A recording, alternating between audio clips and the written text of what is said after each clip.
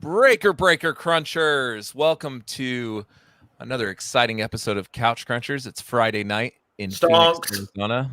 What? Get those Couch Cruncher stonks. I am Lance, and with me is Max and Sam. Say hi, guys. Hello. Stonks. Tonight we're going to be talking about episode 4 of WandaVision, and as well as Netflix's new movie, Outside the Wire. But before we do... Well, we probably won't talk about that one very long. No, I think the majority of our conversations will be spent on Wonder Woman. Wonder Woman. Spoiler, we don't have many nice things to say about Outside the Wire, so you will see. I think, yeah. But before we do that, are you guys watching anything currently? We'll start with Max. Me? Watching? Yeah, I get to go first. You always go first. Why is that a surprise? He always Max picks you first. It's so funny. Sam always mentions that he never goes first, when the reality is he goes first a lot of the time. I usually pick Sam. That is not true. That is totally so true. not true. I Sam never has Alright. a persecution Someone go through the complex. archives. Someone go through the archives. Someone go through. Let's tonight. So, Maxie Poo, my boo. What are you watching? I'm still on Orphan Black. I talked about that last week that I started that. I finished season 1. It was pretty good. But really, otherwise, I'm not watching much. My wife and I have been watching The Office again. There's really not a lot going on. And then beside that, I'm glad that I have Game Pass because I've been gaming, playing Gears 5 again. And it's fun because I've got my brother-in-law and my cousin, well, Tyler, who's on, you guys know Tyler. They both have Game Pass as well. And so it was kind of fun. Got to play some Gears 5 with friends this week, just replay the campaign. There's a new DLC out with campaign, like story content. So I'm almost done with that. It's called Hive Busters. So yeah, that's pretty much all I've been up to this week. Sam, what about you? Well, I was looking for something exciting to watch on TV. Found this this karaoke competition starring Titus Burgess from Kimmy Schmidt called Sing On. Nice. The competition itself is basically the weakest link, but with singing. So it's not like complex, but Titus Burgess is so hilarious. He's just such a funny character. As Titus Andromedon, he was such a diva, but even in this karaoke competition that he's the host, he still gets to throw some diva flair out there. I've always been a fan ever since Kimmy Schmidt. But as far as like drama, I have been following the GameStop stonks battle that has been just high entertainment. Can you explain why people keep saying stonks? Okay, so there's sure. It's a combination of two memes. So on Wall Street Bets, which is a subreddit that focuses on Robinhood and kind of casual trading, or maybe not even casual, but retail trading where you're not trading through a broker. They will post, a stock that they favor or talk about a particular stock that they're in favor of, but they started using this kind of NPC character meme. Okay. And the thing about the NPC character is that he doesn't understand what he's saying, and so he always misspells things or he says things wrong. And so NPC indicates someone of low intelligence, touting something. Playable character for your news. Yeah. So a non-player character. So you got the NPC guy saying stonks, as in, stocks. these are stocks and they're rising, but he says it wrong, so stonks. So it indicates someone of low intelligence or inability to think, touting something. But it has been just, I'm sure most of our viewers have been following it to some measure or are aware of it in some degree. But so I won't bore you with the details, but it has been very exciting to watch. So Robinhood doesn't allow them to trade these anymore, correct? Well, that's not that. Okay, so let's talk about what's happened this week then. So I use Robinhood for, I don't have a lot of money in it, but they froze sales. They froze buying or purchases of GameStop stock yesterday. You couldn't purchase it at all. Today, they put a cap on it. In the early part of the day, you could only buy 5 shares. And then towards the end of the day, they reduced it to 2 shares. And the reason being is that Robinhood just doesn't have the money to cover these trades. In other words, if people start buying or selling, if people start selling their stocks, Robinhood doesn't have the money to cover it. They had to get an injection of $1 billion in cash today in order to cover these trades. It's the only reason they were able to open it up for the 5 shares in the morning and then the 2 shares in the afternoon, is because they had to get a huge infusion of cash. Otherwise, they wouldn't have the money to cover it. And so a lot of people are looking at Robinhood saying, is this really the platform I want to be trading on? Including myself. So is Robinhood similar to Stash? I don't know what Stash is, but it's just a little platform where you can buy and sell stocks. Okay, so I use Stash, which it does the same thing, but it allows there's lots you of to platforms make out there. Purchases. Robinhood was a favorite of Wall Street Bets, and after what's happened this week, I think most of the folks on this Wall Street Bets Reddit are going to be dropping it. So, it's been a crazy week as far as GameStop goes, but it has been very entertaining too. Yeah, GameStop. So back in December, I ordered. So they did this Venomized Fantastic Four Funko set. So it was $150. And it basically guarantees. So they sell these blind boxes that have like a Funko Pop in it, a Pez dispenser, and a bunch of other crap, like a sticker and a pin and stuff. They said for $150, we ensure that you will get every piece that's part of this collection, right? And I'm like, well, that's better than me going to buy single boxes and hoping that I get what I'm looking for, right? So I did that, and everybody that I know that got that box, that $150, got duplicates of stuff, and they didn't get the whole set. So I've called GameStop several times over the past couple of weeks, trying to get them to answer their phone to address this, because they basically sold me a false bill of goods. Sure. And they're not calling me back. They haven't addressed my emails. They're not picking up the phone. Sounds like a certain pizza restaurant we frequented not long ago. Oh yeah, Buddy's Pizza. Manager was trying not to call him out. Chicago deep dish. Yeah, the Chicago deep dish. So what happens is I get the gluten-free, right? So pizza places are hard for me because not everybody offers a gluten-free, and most that do, they're not very good. But Buddy's has a really good one. And I order the one that's basically the equivalent of like a Supreme. And we bring it back home, and I open the box, and all it is cheese and bacon. That's it. But I paid extra to get all these other toppings. So I call the store, and they're like, oh, well, my manager will call you back tomorrow. Well, that was, 2 weeks ago, Max? Oh, it's been probably 3 weeks now. Yeah. He's not going to call you back. No. Yeah, I know. Bastards. At this point, they're not going to. Dude, if a company does you wrong, dude, I have no problem calling them out, because nobody can sue me for slander, because it's true. Fair enough. I'm like, they do good. They're a small business, and I still like them. They're not really that small. They have like 6 locations. Oh, then maybe I'm misunderstanding who they are. All right, I do have a question. I do have a question for Max. What's up? What is the gaping hole you're referring to? Plot holes? Oh no, we'll talk about it during WandaVision.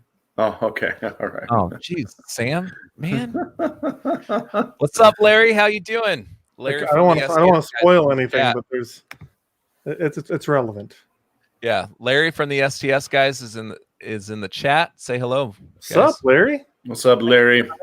Larry is one of my favorite people on this planet. I love that dude. I see him at every Comic-Con I go to. Love him.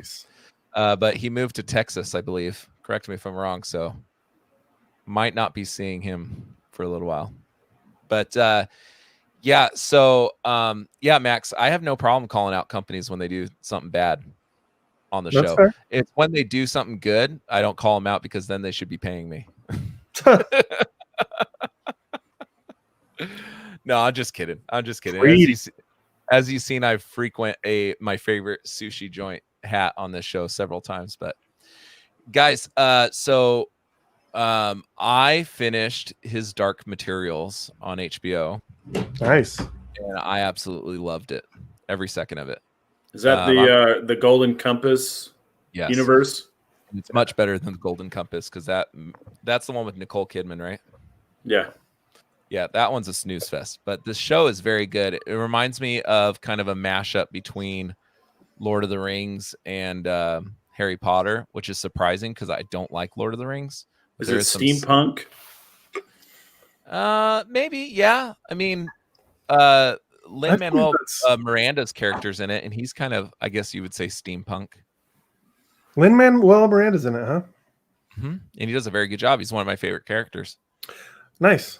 Yeah, but I definitely recommend watching that one. And then we just watched the last 3 episodes of season 4 of Search Party on HBO. Dropped yesterday, and that show is awesome as well. It's very convoluted, kind of a murder mystery type thing with the 4 main characters make a multitude of mistakes along the way. And it's a very fun show, and I recommend everybody watch it. But other than that, I've just been playing Assassin's Creed Valhalla, which that game's badass, dude. It's a great game, dude. I'm glad you're playing it. Yeah, that game's awesome. And I've been playing for like 4 days, and it still says I'm at 0% progress. It's a long one, dude. I'm already on my 4th monastery raid, and it's still. And I've killed 3 of the bad people, the one's part of the guild or whatever. Yeah. And it still says 0%. I'm like, oh my gosh, this game's never gonna end. Well, I think that's all side content. That's why you haven't really done main quest stuff.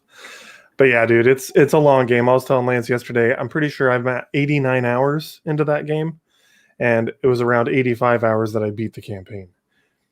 Yeah. So it's a very fun game. It's beefy, and there's a lot of side content I still haven't done, but there's some glitches in it though. I've noticed.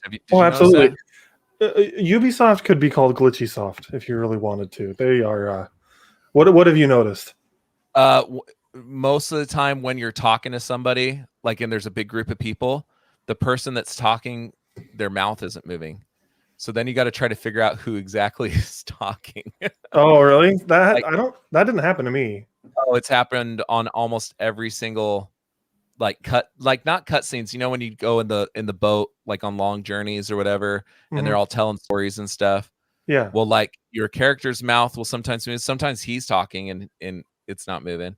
Or Dag will be talking, his mouth isn't moving, or Sigurd or whatever. Oh, you're talking about like when you're out in the open world? Yeah. I never try to look at their mouths. I'm usually like, in cutscenes, that's weird. Yeah. That's really weird. I had 2 glitches that I can think of off the top of my head, and there were definitely more. But they're both, to me, kind of funny. So like there's one part in the game, there's a lot of parts where you come to a cliff, but there was a part where I came to a cliff and there was supposed to be a boat in the water at the bottom of the cliff, but instead it was floating up in the air to where I probably could have jumped into it. It probably wouldn't have let me because I think, the game thought it was in the water, and so I would have just fallen through it. But like that kind of stuff I find funny when just things are floating in the air. Or like weapons would be floating in the air, or sometimes I'd be in a cutscene and there'd be like my axe would be like floating around my face, and stuff like that. But like I find that kind of funny for the most part, unless it's constant. Like if it's always happening, it's annoying. Cyberpunk's almost unplayable at times, right? Not for me. It was fine. Like there were bugs for sure, but it didn't totally ruin my experience. I still really enjoyed that game. Like it was probably a 4 out of 5 for me. Okay. Anyway, the one that was really funny for me, and I don't know what it was, but I must have pissed off this like elk or something, because I'll just be sitting at my settlement, which is supposed to be like a no combat zone and like a friendly area, and this elk constantly just runs me over while I'm exploring this place. I'm just like running to the next little part of my settlement. I'm running to the next part of the settlement, and this elk will just come and just knock me over and take out half of my health. And I'm like, and it runs away so fast I can't kill it. So like, and it happened to me like 5 or 6 times throughout playing the game. Hysterical. And so like that one was kind of funny. Like it pissed me off a couple times because I'm like, what the frick? I'm just trying to get to the next destination. And it would come back and hit me again before I could even stand up. But it didn't like me for whatever reason. Thought it was kind of funny though. Yeah, that game's very well made. It makes me want to go back. It's pretty too. It's my first experience of getting fully engulfed into an Assassin's Creed game. Like I've bought other ones, but I never really played them. I bought them on your recommendation, and then I just don't play them. Well, and it's tough because if you were to try to go back now and play, like, I think I recommended to you Assassin's Creed Syndicate, and I think you own that one.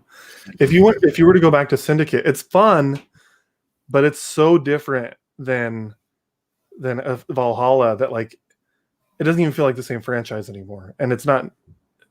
It's hard to explain, but it's like it's not fun really compared to Valhalla and Odyssey. Syndicate.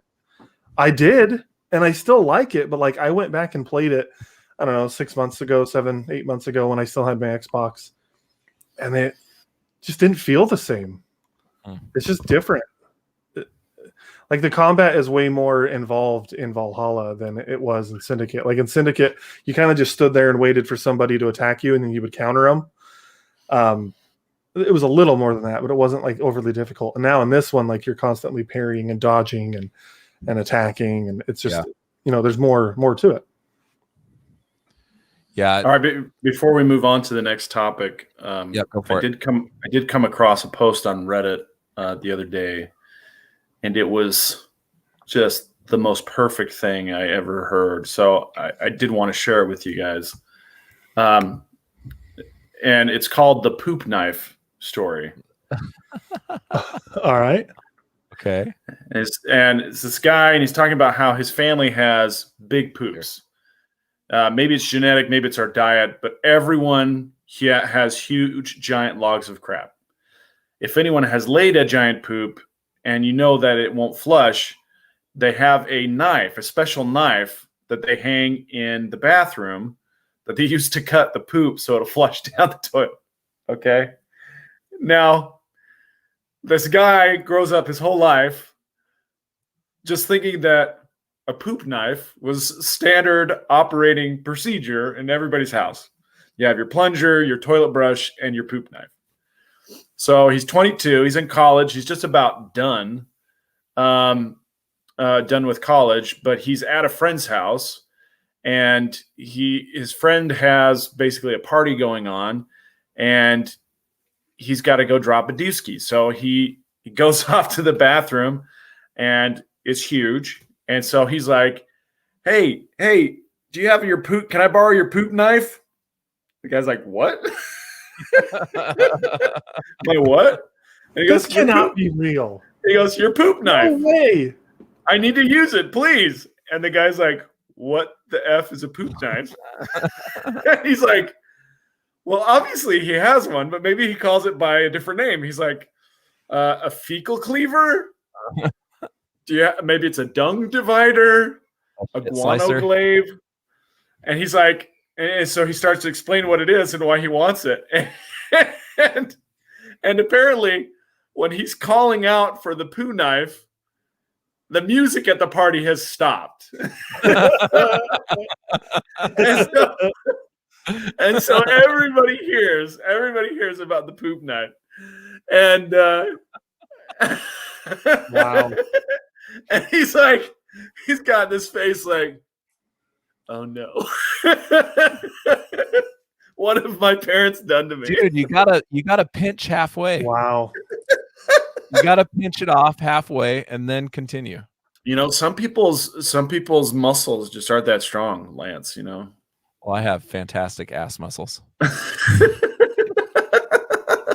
What in the world is going on right now?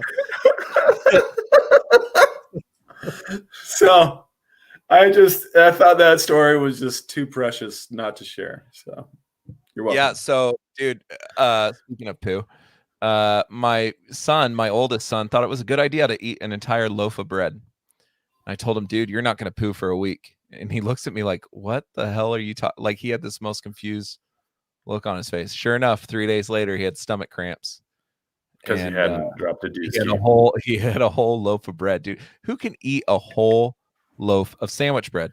Like regular, My dog. like. Oh yeah. So that's actually a trick.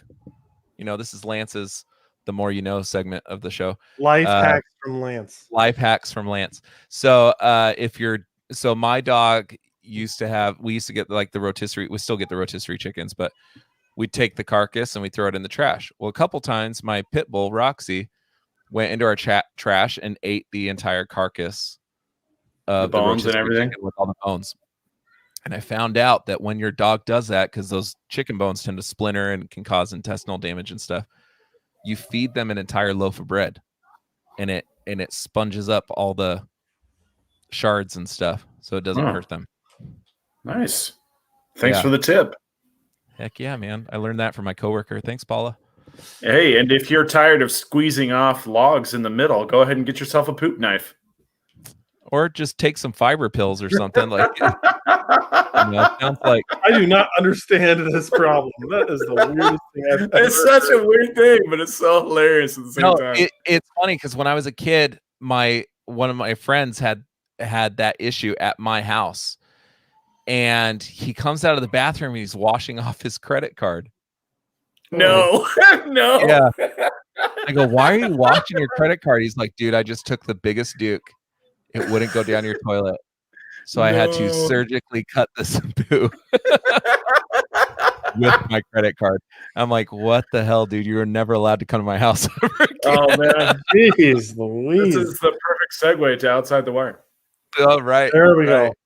Yeah. Speaking of giant turds. If they keep coming out with stuff like Outside the Wire, I'm going to have to cancel my credit card when it comes to Netflix. Okay, so I watched this today.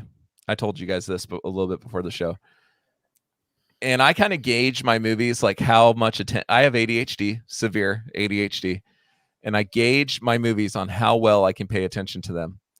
And if a movie with explosions and robots and guns and soldiers and trafficking vaccine, not trafficking, but you know what I mean, can't keep my attention to the point where I hardly know what the heck happened, that's a bad movie. They have all the ingredients there to keep my attention, and they could not do it. And I'm sorry, Anthony Mackie may be a fine actor, but I noticed that every single thing that I watch with him where he's in this starring role, they're not very good, which makes me nervous for the future of Captain America. Sam, let's start with you, since you think I never start with you. Thank you. Thank you for starting with me. Do you agree with what I'm saying? To an extent. So I thought there was a lot of interesting parts about this movie. First off, the premise. Let's. Are we doing? You want to put the spoiler tag up? Yeah, I don't even think I made a banner for this because you didn't think we'd be spending a lot of time on it. Yeah, exactly. So keep talking, and we're getting into spoilers, guys. Just let you know.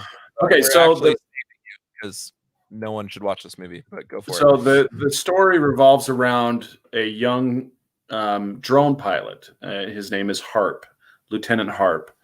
And right at the beginning of the movie, Lieutenant Harp has a disagreement with his superiors because he thinks that there's an impending attack on a small platoon, and the platoon is preoccupied with saving a couple of their injured soldiers. And he says, he's thinking, if I don't act right now, we're going to lose the whole platoon.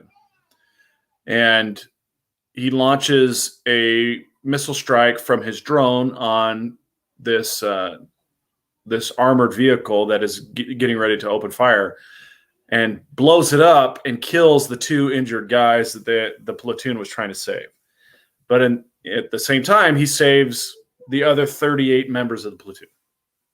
And the problem is that in doing so, he disobeyed orders, and he gets sent down to this kind of a hellscape of a base, and he's put in the basement with Captain Leo. Yeah, after he's been court-martialed, and rather than being court-martialed, he's been sent down, and he's stuck with Captain Leo, played by Anthony Mackie. And Anthony Mackie, we're given a clue that Captain Leo is not like you and me, and we don't know what that means until he takes his shirt off and reveals that he's a robot or an android, and he just has his charm setting set to 100, and so the whole thing kind of plays out as this kind of uneasy alliance between Captain Leo, played by Anthony Mackie, and Lieutenant Harp, who's played by somebody I don't recognize, a young actor who did a fine job, I think, but it wasn't like a knockout performance, but it certainly wasn't terrible either. So yeah, the performances weren't the issue for me. And the story plays out like, a lot like Hurt Locker or similar kind of character studies that take place during wartime. But the interesting thing is it revolves around this kind of android Captain Leo and what that makes this young soldier think about as far as the value of life or even the value of android life, artificial life. And then sometime about the third act, there's a twist. And the twist is, well, Captain Leo is actually a bad dude, and he wants to kill a lot of people. And he's doing it for the same reasons that Lieutenant Harp allowed those two Marines to get killed at the beginning of the movie, because it's to save a lot more people. But clearly, I mean, the trolley problem, it's the trolley problem on steroids, right? You have this robot who is going to take an active role in killing people in order to prevent some vague threat of continued warfare in the future. Basically like Ultron, but worse. Or Ultron was more of a mustache twirler than I think Captain Leo was, but it's basically on those same lines. It's funny because Ultron wasn't a great movie, but I think you can understand Ultron's motives more than you can understand Leo's motives, because they give you more setup in Ultron for what he's actually what his intentions are, his motivations. Whereas Leo, I don't really understand his motivations still. Yeah, ultimately, I think Captain Leo says that what he wants is for there never to be another one of him created. That he wants the program that created him shut down. And he feels like the only way to do that is to launch a nuclear attack on the United States. And if the prototype is that buggy, they'll shut the whole thing down, which, that probably is true. Self-driving vehicles got shut down as soon as somebody got hit by a car. And so, yeah, maybe there's something to that, but it wasn't, it's not the self-driving car's intent to be hitting people or to be undoing itself. It was accidental. And kind of the same idea with Lieutenant Harp is you have this robot who's taking the idea of the needs of the many outweigh the needs of the few and taking it, way too far. It's gone way too far. And it didn't feel like it meshed with the character at all. It felt completely out of touch with what we had learned from the character and his sensibilities. And they did all these like flashback moments that were like, see, we've actually been building up to this. It's not out of left field. It's actually just in line with his character. Come on, remember we were laying the foundation all along. But the problem is Anthony Mackie isn't a villain. He's a very nice guy. He's very charming. And so it doesn't matter how much of a foundation you lay. It's a poor man's Will Smith. Yeah, I mean, I wouldn't say that, but he looks like Will Smith. He does look like Will Smith, but I wouldn't say he's a poor man's Will Smith. I think he's got his own charm. I think he's got his own style. if you've ever watched outtakes from Captain America, I think it's Civil War, where he's writing, he keeps saying, cut the check. Every time he finishes a scene, he's like, cut the check. He seems like a very likable guy. He is a very likable guy. I like him in the movies that he's in. But I couldn't even get through 2 episodes of the new season of Altered Carbon. I mean, every show that he's in, if he doesn't have a strong co-star with him, like in Winter Soldier, it was Chris Evans and Sebastian Stan, and I'm hoping in this new show, it sounds like Sebastian Stan and Anthony Mackie are taking equal billing in this show. It's just it's weird because he seems like such a charismatic guy, but I don't know if it translates on screen. See, I don't think that's the case. I think he might have the same problem as Aaron Eckhart, which is a manager who just signs them up for crappy projects. And so I don't. Is a high sought after project. What's that? Falcon is a high sought after. Yeah, but you're making a judgment on it before you've seen it. And I think it's going to be fine. I don't have any question about Marvel projects, and we'll talk about that in a little bit. But I think Anthony Mackie is a fine actor. I enjoy watching him on screen. I think he's very charismatic. He's very charming. He's got a fun cadence. He's just really nice. I like him. I didn't see the ending of it. The ending of this movie did not jive with the rest of it, even though they went out of their way to try and say, hey, look, we laid the foundation for this. It did not fit with the character. It didn't work for me either, though, because they'd show flashbacks, and then the way that they proceeded with the story afterwards, I was like, it didn't feel like it even lined up with the flashbacks for me. That's what I'm saying. I felt like it was completely out of left field. Like they were trying to shoehorn this thing in, and it didn't jive with what the first 2 acts of the movie. I enjoyed the first 2 acts up until Leo and Harp get separated, and then after that, it's like it just goes sideways. It just goes off the rails, and it's like.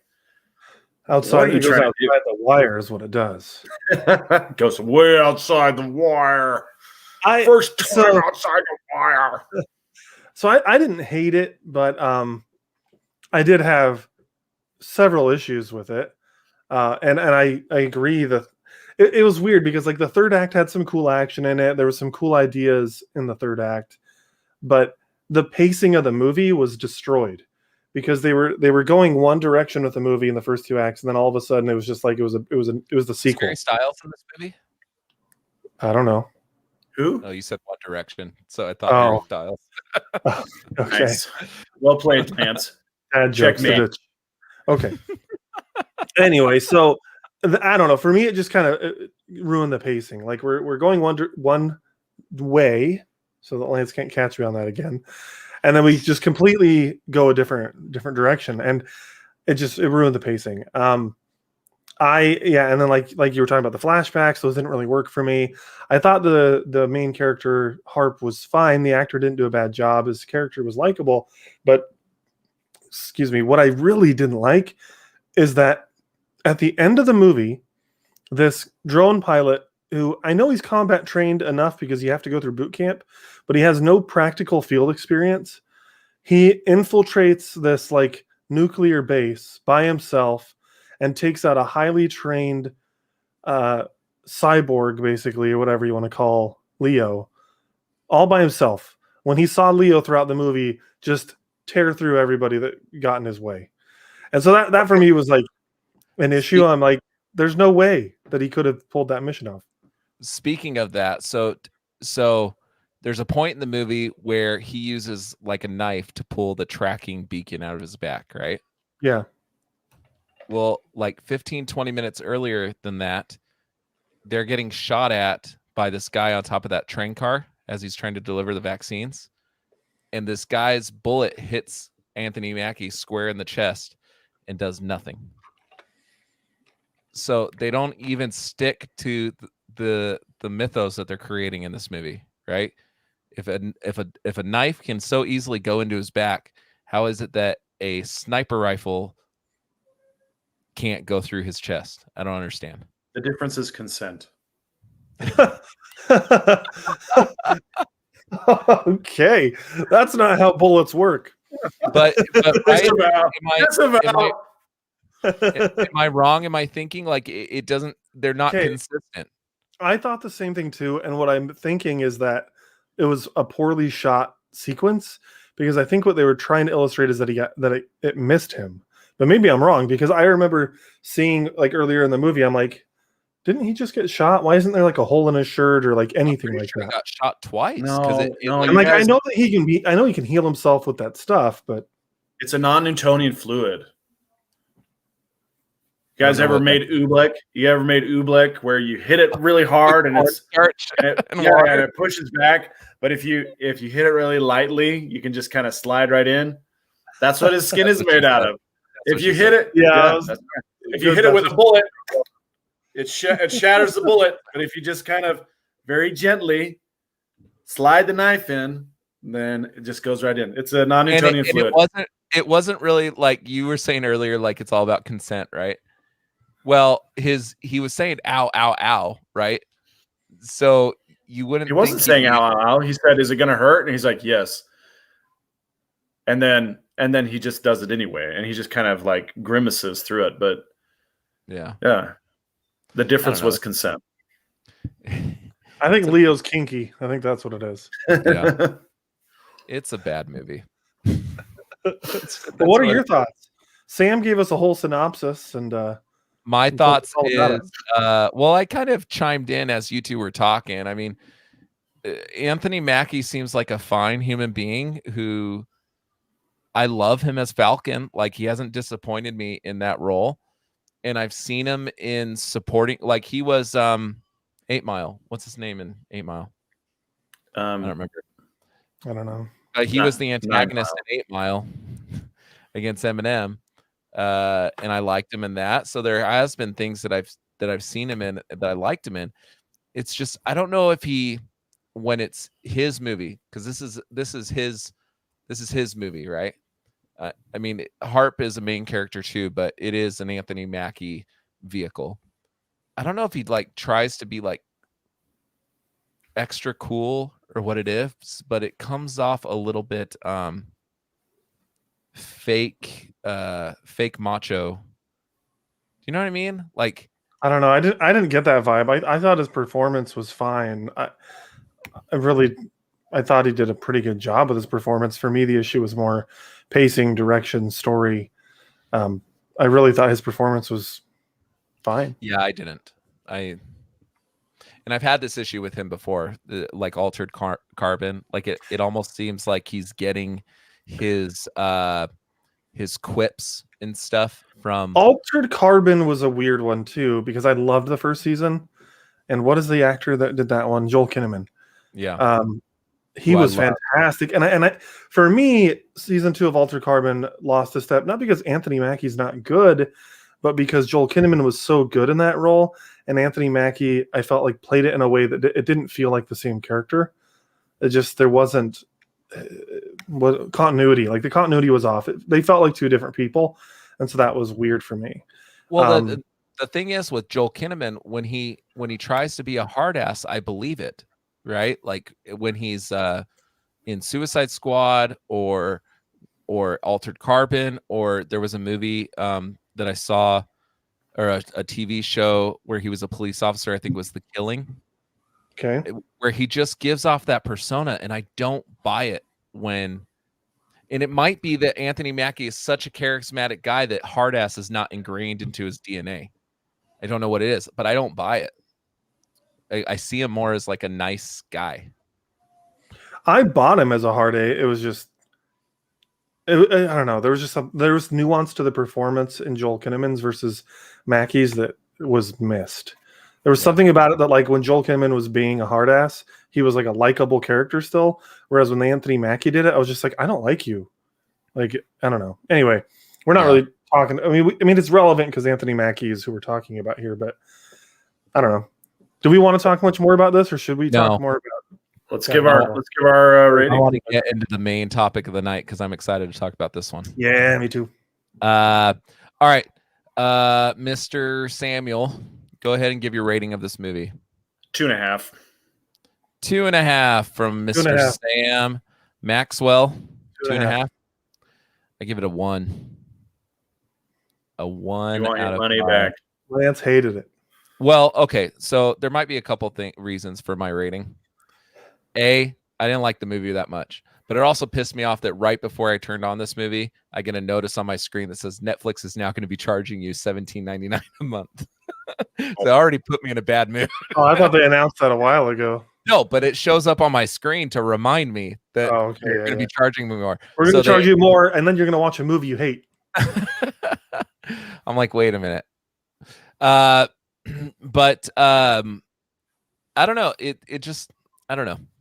Yeah, I think you've said it all. It's fine. I think that's said enough. Yeah, you're good. All righty. So change the ticker at the bottom. Oh, thanks, buddy. WandaVision. WandaVision. All right. So as we know, Friday is WandaVision Day, our favorite day of the week. Another episode of WandaVision, episode 4 to be exact, and this one was a little different than a lot different than the Best ones we yet. Yeah, than the 3 others we've seen, which is fitting because the name of this episode was Pardon the Interruption. So they actually give you a little bit of forewarning that this is going to be different than the other shows. And we got a lot of questions answered. A lot of new questions, but we got a lot of questions that we've had from the first 3 episodes answered.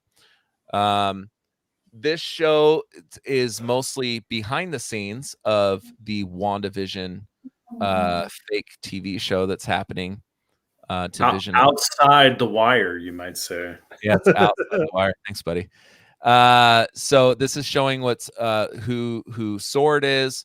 It's showing who everything that happened with Monica Rambeau, and we get to see some fan favorite characters that we haven't seen in a little while pop up as well. But we get to see a lot of behind the scenes. We still don't know some of the people that are in. What do you want to call it? WandaVision inside the wire? They're inside the wire. Yeah, well, Westview is the name of the town, and yeah, so in Westview, and the Sword is just outside Westview, right? Which is kind of an interesting. If you look at Westview, it's the same initials as WandaVision. Oh, nice! I didn't even think about that. Buddy, perception. Nice. Well, like for me, one of the questions that was raised, and I think it's extremely relevant, and they didn't answer it. At the beginning of the episode, we find out that there's a missing persons case. So Rambeau goes and meets with the FBI agent. I can't remember Jimmy his name Woo. right now. Jimmy Woo, thank you. And Jimmy Woo says, yeah, I came here for a missing persons case for someone who's in the witness protection program. They never tell us who that is, unless I missed something. I watched it twice, and I think it's Agnes. Possibly. And I think that's part of the mystery, and I think that's fun. I'm okay with them not telling us, but like that added a new wrinkle. It's like, okay, who's the person in witness protection? They're probably important, and I want to know why. Ralph. We still haven't seen Ralph. Which one's Ralph? Ralph is Agnes's husband. Maybe. Oh, yeah, that's possible. Which would then mean they're both in witness protection if it's a family. There's a big theory that Ralph is Mephisto. See, there's another theory that Dottie is Mephisto.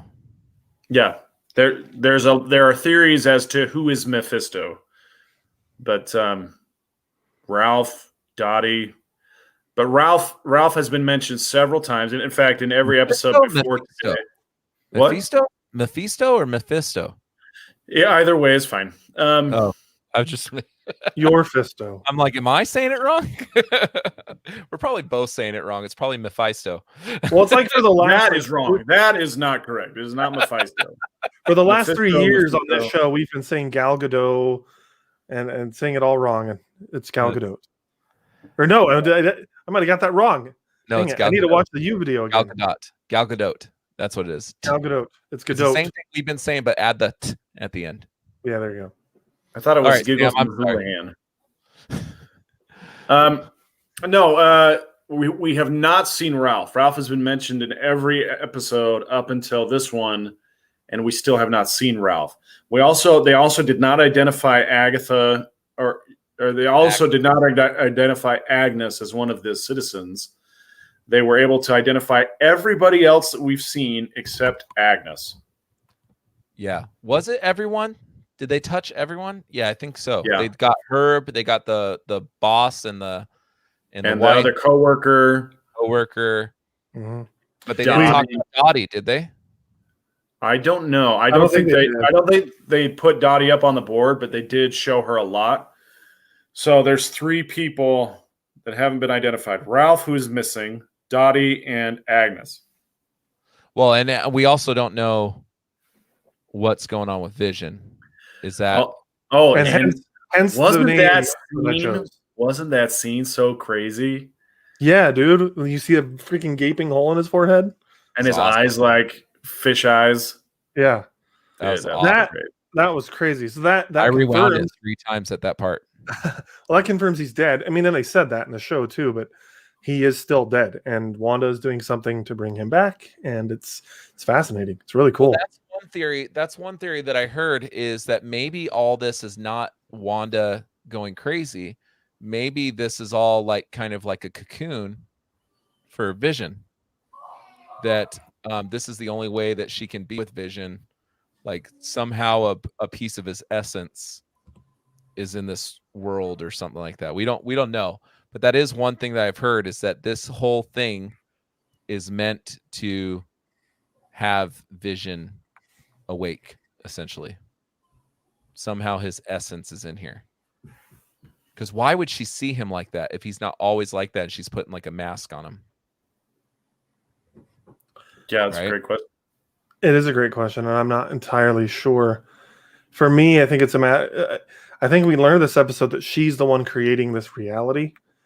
And I think that for a moment, because of Rambo mentioning Ultron killing her brother and all that, like I think she got taken out of the reality, which is why at the end of this episode, we see it still in that 16:9 widescreen format until after she finally gets her world, her reality back under control to become a sitcom again.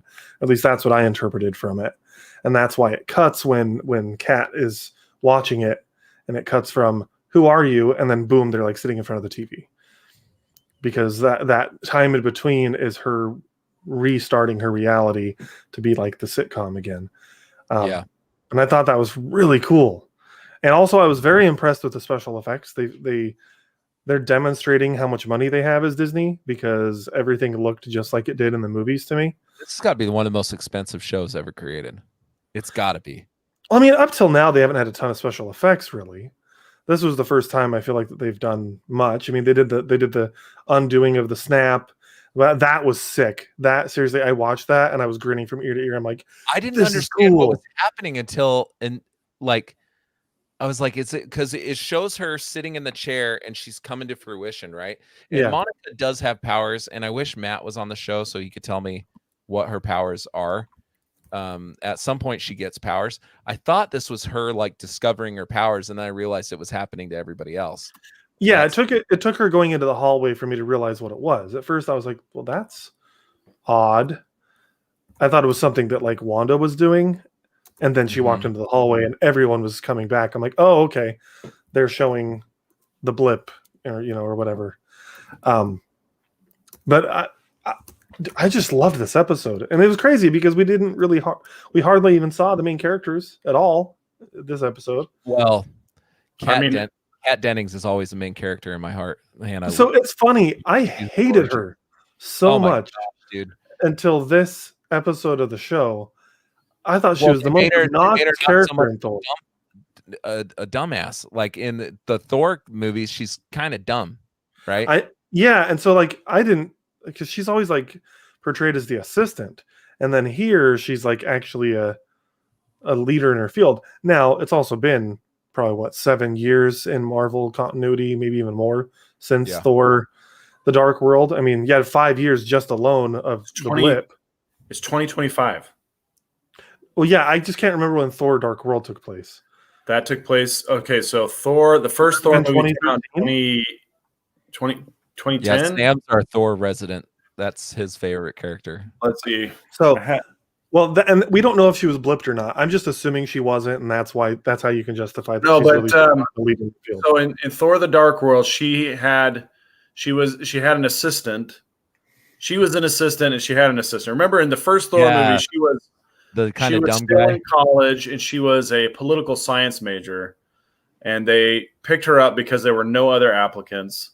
And then by Thor: The Dark World, she now had her own assistant, and she was kind of carrying out a lot of the legwork for the gravitational anomalies. And then we hadn't really seen her for a long time, and now it's 2025. So I think Thor: The Dark World came out in 2013, and Marvel was going in our same years with the releases of the movies. So okay, so it's been a long time. Yeah, so she's been 13 years. She's been at least 10 years in this field, and she's seen a lot of crazy stuff. So we say 15 years,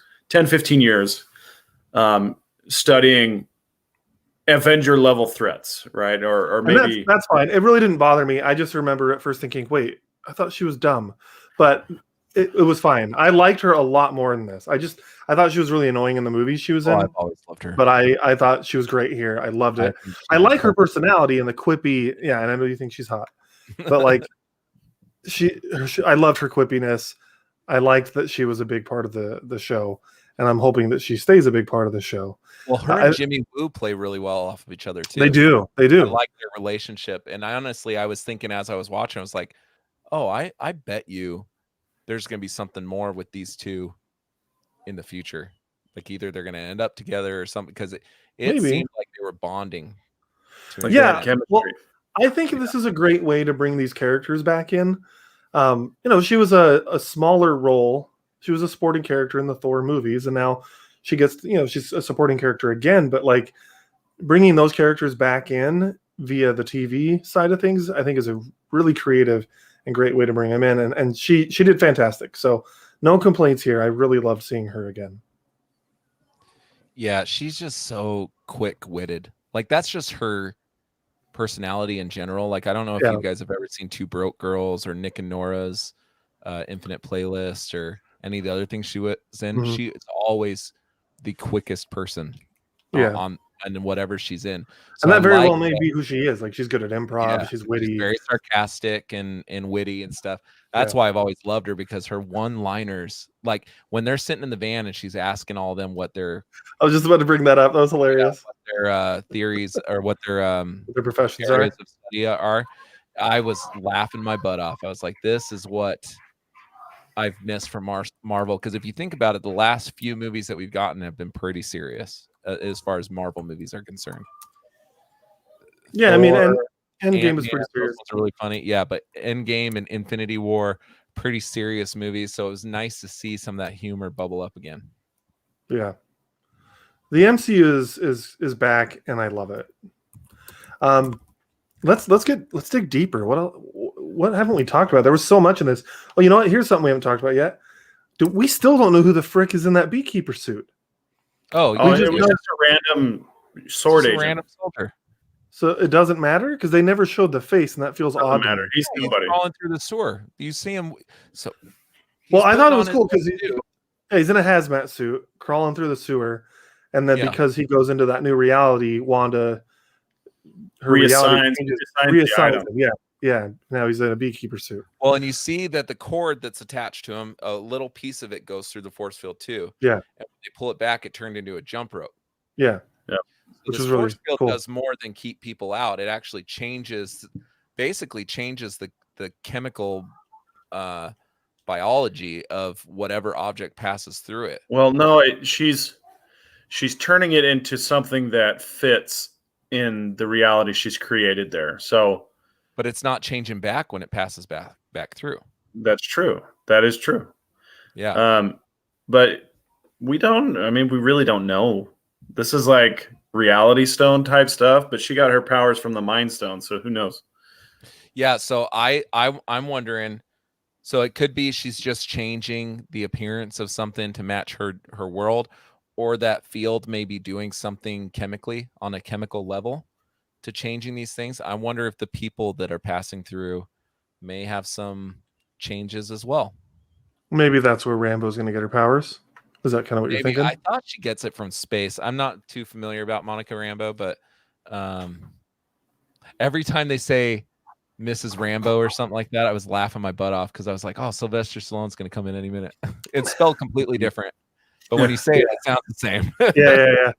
Well, and I had forgotten. This is how absolutely unforgettable Captain Marvel is.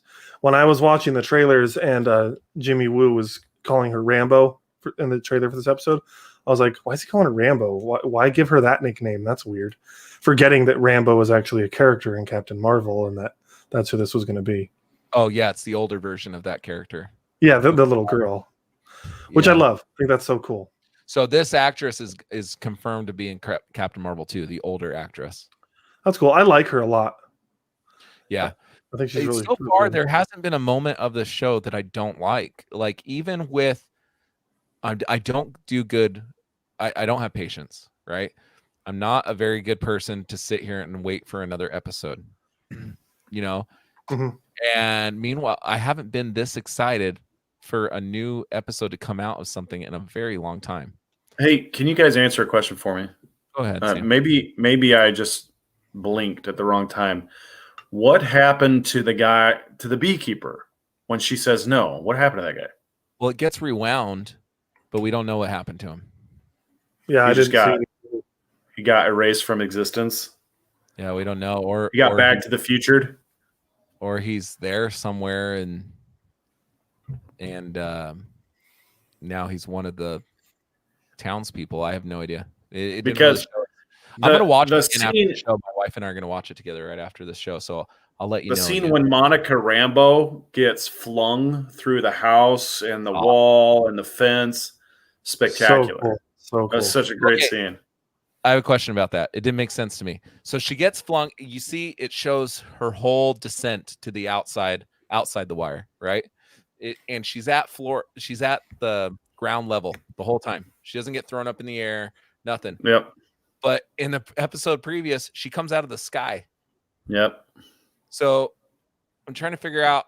There's some disconnect here. Yeah. What happens is she hits a Volkswagen Beetle and bounces, skips. She's coming at it. You know how it's kind of got the round? She skips like that. Like skipping rocks on a lake. So I wasn't sure. I'm like, is the whole town like technically in the air? Like I wasn't sure what was happening, but this is weird, guys. I know it probably has nothing to do with anything, but this is how my brain works. I notice stupid things like that have absolutely nothing to do with anything. No, I noticed it too. Yeah, I noticed it too. Yeah, I didn't really notice. She must have skipped off something to get the height. Yeah, for me, it's like it doesn't really matter. What I was really hoping they would answer, and they did, is if she would come out and remember what happened when she was in there and be able to to speak to it. And we didn't get a lot, but we did see Rambeau at least say, Wanda's doing this or whatever. It was all Wanda, yeah. And then Wanda, of course, confirms that for us right after that when she says to Vision, "I've got everything under control," or something like that. Like she confirms that she's doing this. This is all her, and that was one of the theories we had, and I think that's really fun to have something that we thought confirmed.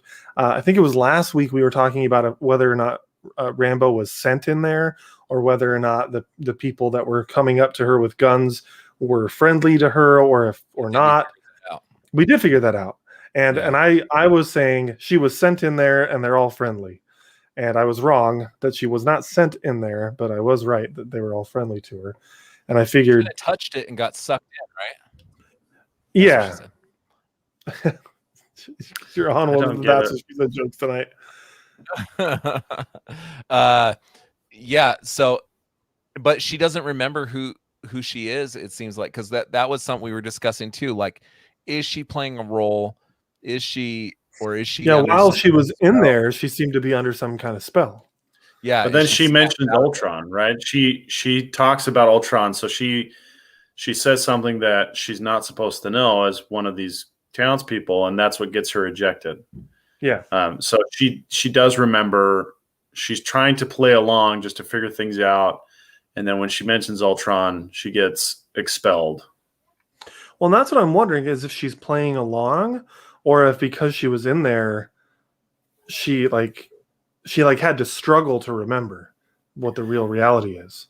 That's kind of what I more so is that she wasn't playing along, that she was playing a character against her will and became more self-aware in that moment.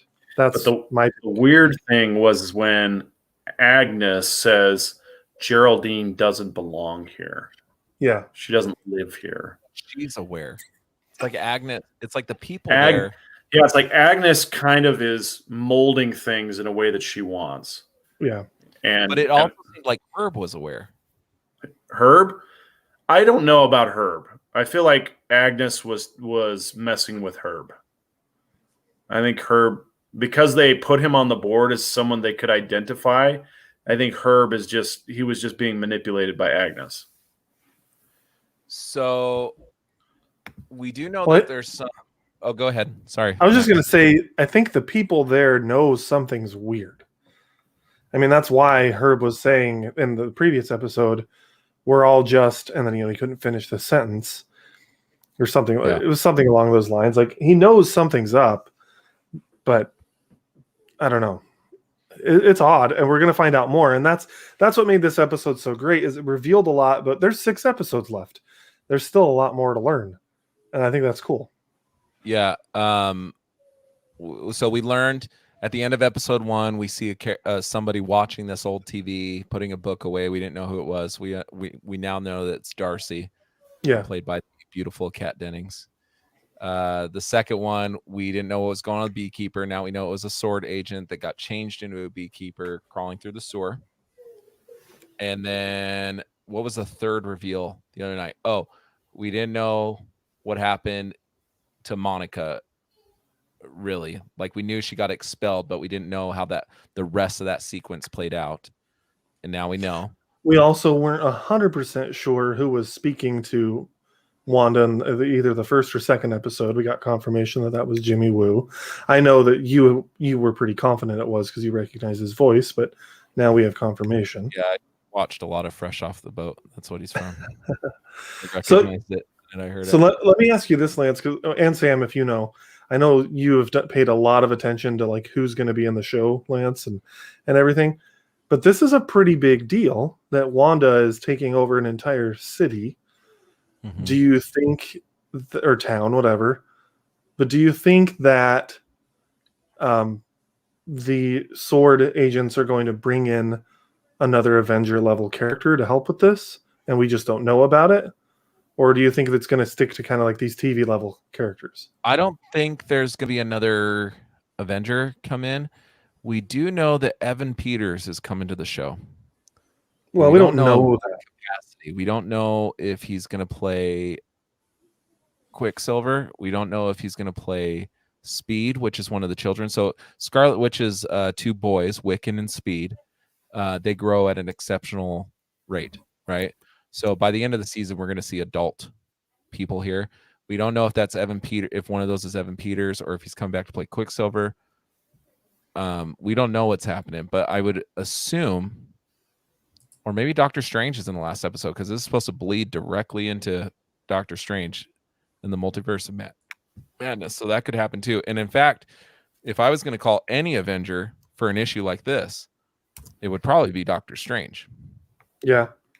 He's the only one that makes sense. I mean, that could be cool if he came in the last episode or something, or at the very least, since it does tie in, maybe there's like an after credits in the final episode that Doctor Strange is going to show up in. I was just thinking about it. I mean, the Agents of S.H.I.E.L.D. definitely had threats that Avengers probably could have stepped in on, and they never did because it's the TV show and they needed the S.H.I.E.L.D. agents to handle it. So that's probably what's going to happen here. I was just thinking, since these shows are more connected to the MCU, maybe we'll get another Avenger or something like that. I don't know. I don't know who it would be. I think you're right. Doctor Strange is the only one that makes sense. Obviously, Spider-Man isn't coming to Westview. That's not happening. Tony's dead. Spider-Man Black Widow's dead. I mean, maybe Hawkeye. I mean, Hawkeye has a relationship with Scarlet Witch. I mean, he makes sense too. But Doctor Strange is the only one that has any powers that are anywhere near what Scarlet Witches are. Dealing with magic and things like that. I mean, maybe Hawkeye, it might bleed into his show. I'm just curious all what's happening here, because like as we're seeing, Wanda's doing this, so she's like the villain, but not really. But obviously, it's a Marvel property. There's gonna be some kind of big bad, or are they gonna break the mold and not? I mean, I know you guys are talking about Mephisto. Yeah, I don't know. It's possible, or it could be Agnes. I don't know, or it could possibly be that Vision convinces Wanda that this is not okay, and she stops. I don't I mean, know. she is holding a whole town captive. I Yeah, mean, in any no other one's situation, being she would be killed, labeled but they as a are. terrorist, Yeah, and she is. and the United Yeah. States would come nuke her, but apparently not in this case.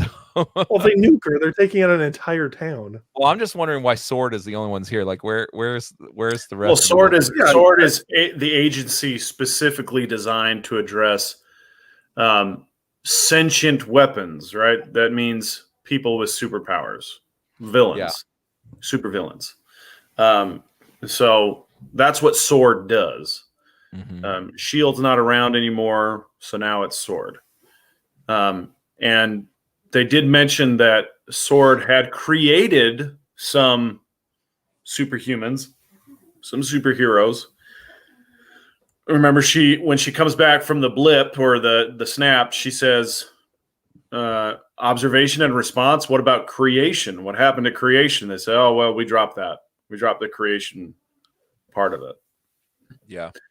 So yeah, there's a lot of little throwaway lines that, you pay attention to those, because they're going to come back later and you're going to see, oh, they did create some superhumans. Maybe that's why, maybe that's how Monica was able to survive getting punched through the wall, all those walls, and then out of the town, skipping off the Volkswagen Beetle, and then landing in the field 100 yards away.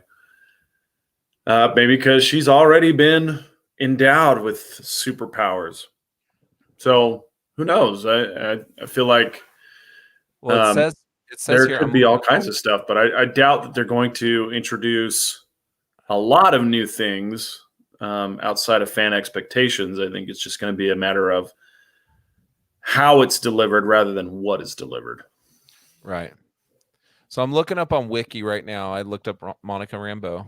I wanted to see where she got her powers from, and apparently she eventually becomes Captain Marvel after she gains superpowers after being bombarded by extra-dimensional energy produced by an energy disruptor weapon. So it's possible that they use some sort of energy disruptor weapon to take down Wanda's facade, and Monica gets powers in the interim, or in the, as a result. I mean, I feel like she probably already has powers. She probably already has them.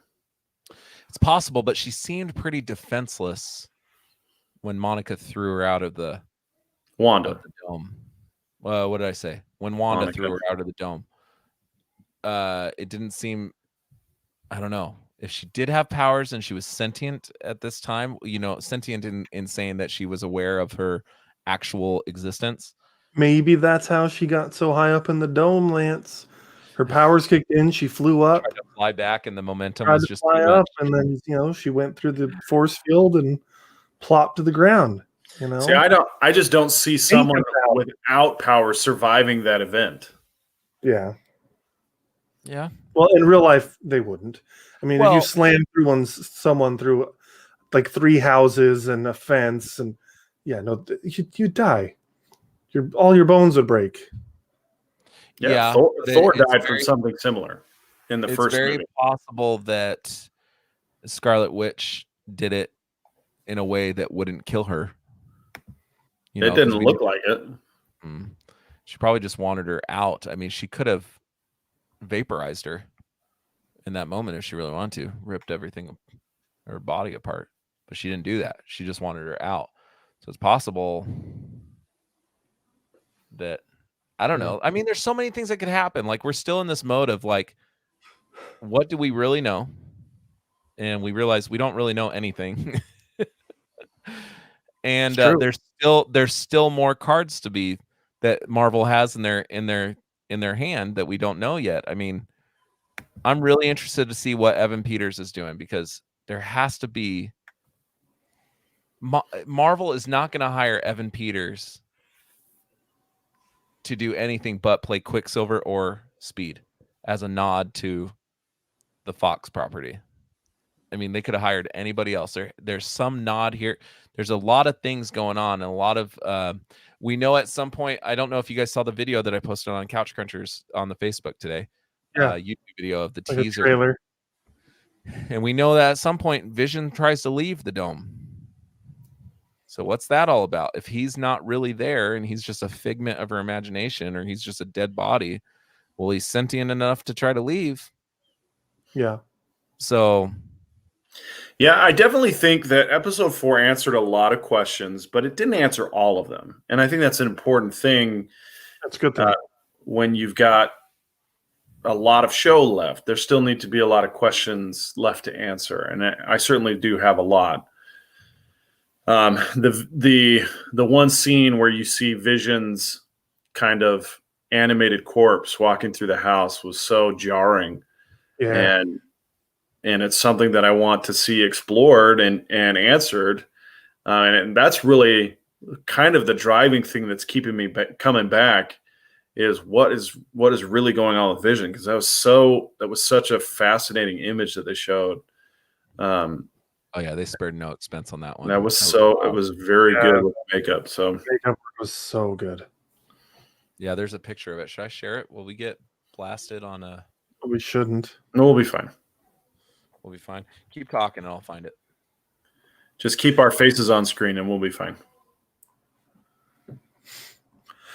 Yeah, dude. That moment was definitely jarring, but in a great way.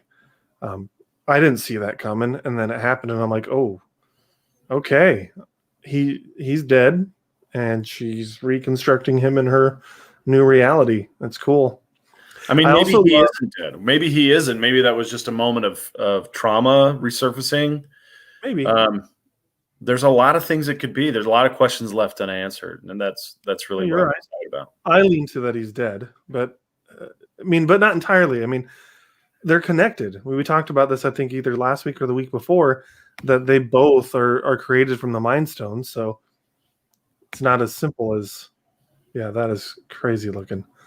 I don't want to give sharing it from a rival site. I don't think they're worried about us. No, I don't want to give them any free freaking press. Okay. Who was that? CBR? Comic book movie, I think. There we go. Anyway, it's a crazy looking image. If you guys want to Google it, I'm sure you could find images. There will be a TikTok filter of it before the end of the week, I'm sure. There you go. And they wow. Yeah, it looks really cool. And they do a really good job of keeping it, it's exactly what we saw at the end of Endgame. Infinity War. No. Oh, yeah, Infinity War. Yeah, you're right. Yeah, man. That's cool.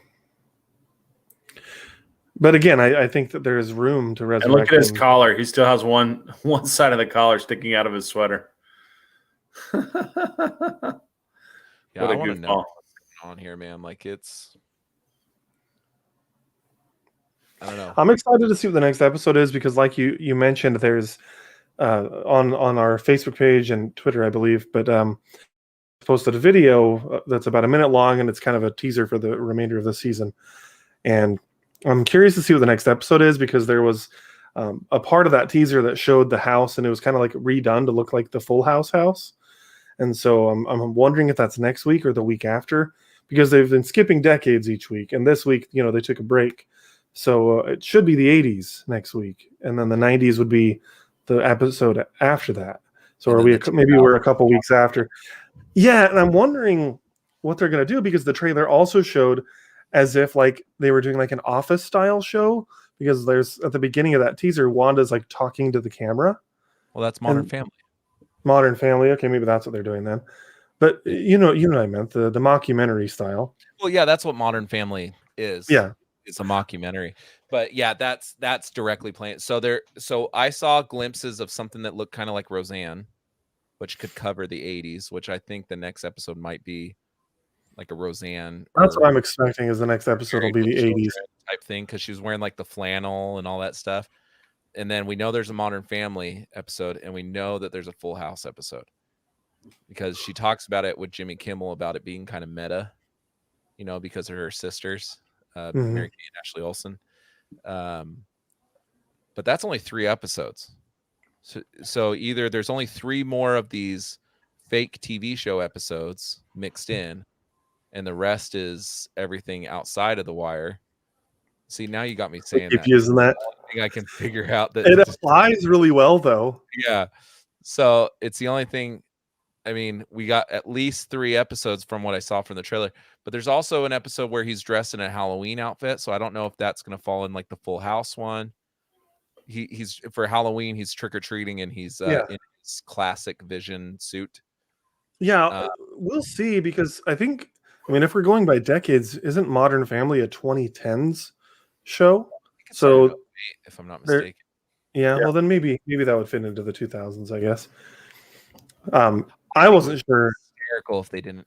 They should have done an animated one episode that was animated. I'm good. They did have kind of like a Bewitched theme that was animated. Oh, in the beginning, yeah. Mm-hmm. I think. Yeah, I mean, if they did some sort of like Simpsons. I mean, I guess that could be cool, but they did that on Community, and I wasn't a big fan. When you talk about sitcoms, there's no other sitcom that's longer running than The Simpsons, and Simpsons is in fact a sitcom. Well, yeah, sure. I mean, not in the. Yeah, you're right. But it doesn't have the laugh track and stuff, but it is a sitcom. So Modern Family started in 2009, so I guess it would be more considered 2010s. So what would be 2000s? I think I heard something about a Seinfeld. Friends. Seinfeld 80s and 90s. But Seinfeld's 90s. It's thing it started in the 80s, but Full House was already the 90s. Friends would be the 90s. I don't know what they would do in the 2000s. There's a lot of cool shows. That's why I thought it was The Office and not Modern Family, but you're probably right that it's Modern Family. I see a major missed opportunity with this show, and it doesn't change how much I like the show or whatever, but it would have been awesome if they casted all the characters, like the Herbs, all these characters as the actors as people that were famous from those shows. Like Herb could have been played by Carl from Family Matters. You know, you could have gotten you could have gotten like I don't know, his coworker could have been, I don't know, someone should have brought in Dick Van Dyke, man. He could have been the mayor. What about The Office for the 2000s? Dick Van Dyke is dead. Well, that's what I was saying. Is it The Office for the 2000s? But Dick like, not dead. No, Dick he's Clark just dead. That's right. Dick Van Dyke's still ticking, but he's like in his 90s now. Anyway, how funny would that have been if they would have gotten actors from famous shows and cast them? That would have been cool. Great. But I imagine that would have been a lot of work to have to do that. So they went simpler. Dude. He's 95, Dave. Yeah, don't blame me for thinking he's dead.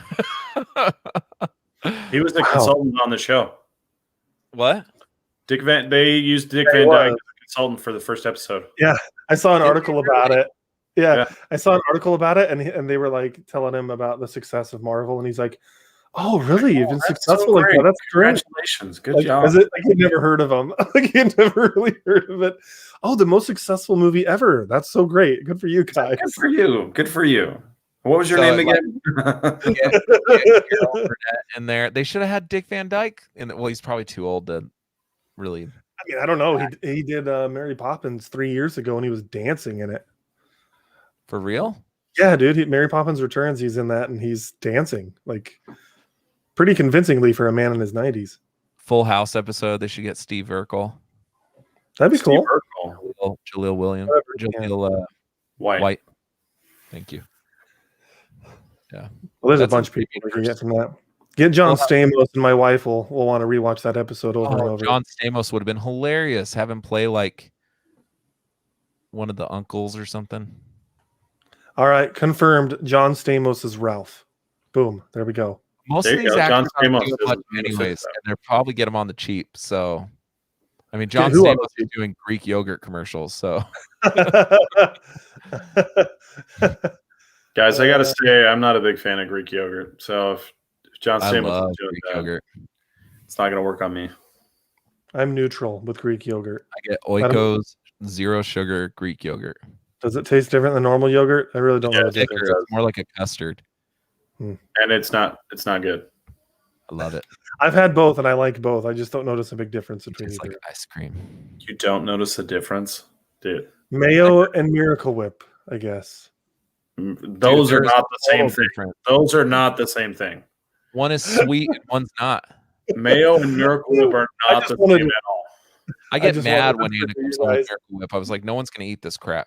Dude, I cannot believe you just said Mayo and Miracle Whip are the same thing. I did it to trigger you, and it worked. Dude. This is why I think, like, Max is just desensitized. I can't say that word. His taste buds. Desensitized? Yeah, the only thing he doesn't eat is raw tomatoes that I know of. Yeah, I'll eat pretty much everything. Dude. He just can't taste the difference. No, I can taste the difference. I'm just kidding, dude. No, I used to not like mayo, and I only would do Miracle Whip. My dad's a Miracle Whip guy. My mom's a mayo person, and now I don't really care. I'll do both. Miracle They're different. I like both. Salad dressing. Dude, what is the worst? Salad dressing. Mayo is literally marketed as salad dressing. There is nothing worse than asking for a BLT and getting Miracle Whip instead of mayo. There's nothing worse. Have you ever been stabbed in the knee?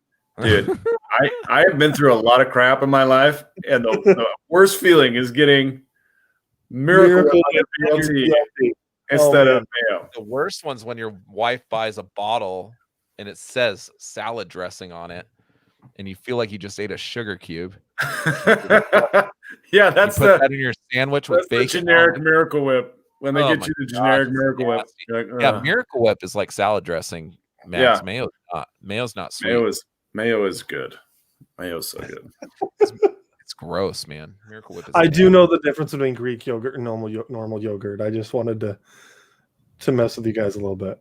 Anything? Yeah, I can understand that you might be confused, but they are not the same. And then to say that Miracle Whip and mayo are the same thing. Oh, I'm gonna get a text from Sam after the show. We need to kick Max out of the podcast. Right, Max needs to be put in timeout. This one I'm about to say, I do feel a little bit more. There's not a big difference, in my opinion, between like Skippy, Peter Pan, Jif. No, it's all peanut butter.